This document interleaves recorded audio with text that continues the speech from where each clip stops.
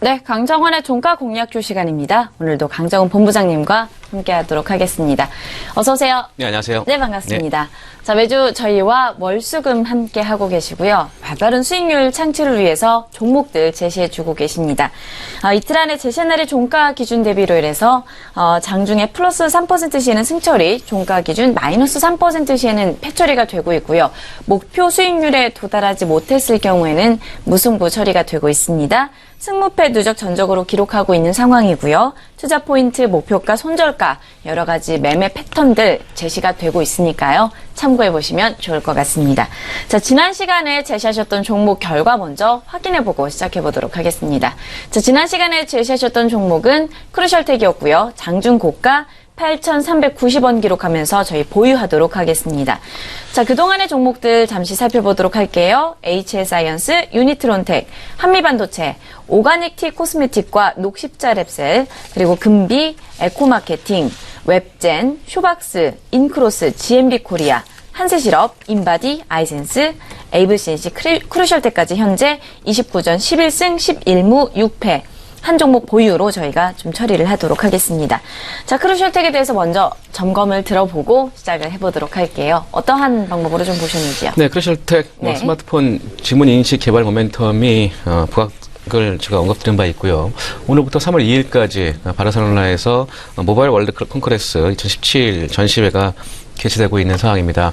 이 관련된 모멘텀이 크루셜텍의 성장성으로 부각될 것으로 기대되고요.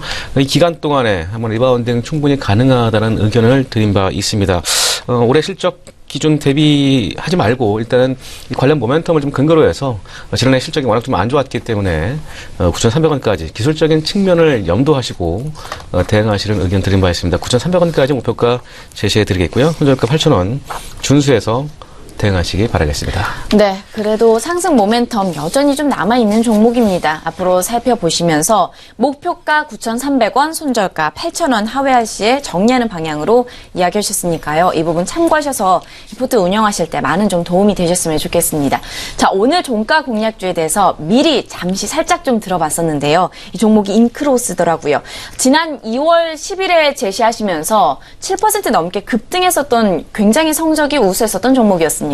오늘 다시 가지고 나오셨는데 한번 좀 듣고 시작을 해보도록 하겠습니다. 네, 종목에 좀 다양성을 네. 좀 주고 싶었습니다만 네. 최근에 제시할 만한 종목들, 특히 이제 종가 공략주 특성상 하루 이틀 사이에 수익률 내는 게 원칙이긴 합니다만 또 가격대의 메리트가 좀 발생될 경우에는 제가 다시 한번 들고 오는 경우가 있는데요. 최근에 종목들 흐름이 그다지 썩 좋은 종목들이 많이 나오진 않고 있습니다. 그럼에도 불구하고 실적과 또 밸류에이션, 또 기술적인 부분까지 또 완벽하게 좀 만들어 놓은 그런 차트에서 인크로스를 다시 한번 준비를 했고요. 2009년도 인크로스로 상호가 변경이 됐고 2016년 지난해 10월 달에 코스닥에 상장이 됐습니다. 당시 공모가는 43,000원이었고요. 디지털 광고업 중에서도 광고주와 광고 대행사를 대신해서 매체 전략을 수립하고 이 광고를 지립행하는 디지털 광고 미디어 사업과 국내 최초의 동영상 광고 네트워크 플랫폼인 다윈 사업을 주력 사업으로 영위를 하고 있습니다. 이외에도 광고 용역 사업과 이 통합 모바일 웹 마케팅 모바일 콘텐츠 플랫폼을 운영 대행하는 사업도 영위하고 있는 그런 기업으로 보시면 되겠습니다. 네, 말씀하신 것처럼 요즘 시장이 참 쉽지가 않은데 이 가운데서도 또 다시 한번 가격적인 메리트가 보여지는 종목입니다. 인크로스고요. 투자 포인트 다시 한번 좀 들어보도록 할게요. 네, 지난해 호실적을 기록을 했습니다. 시장 컨센서스를 상회하는 실적을 기록을 했는데요. 매출액과 영업이익 각각 315억과 90억을 기록을 했습니다. 영업이익 컨센서스는 추정치를 약 13%, 18% 상회를 했고요. 동영상 애드 네트워크는 다인 부분의 성장성이 실적 개선을 견인을 했습니다. 그 외에도 이 광고 수요가 전통 매체에서 ROI가 높은 뉴 미디어로 이동 중인 가운데 대형 광고주들의 본격적인 유입으로 미디어랩 이용이 늘고 있는 상황이고요. 외형 성장이 지속되면서 레버리지 영업 효과가 가셔된 그런 모습을 보였고요. 두 번째는 영업 환경 부분입니다.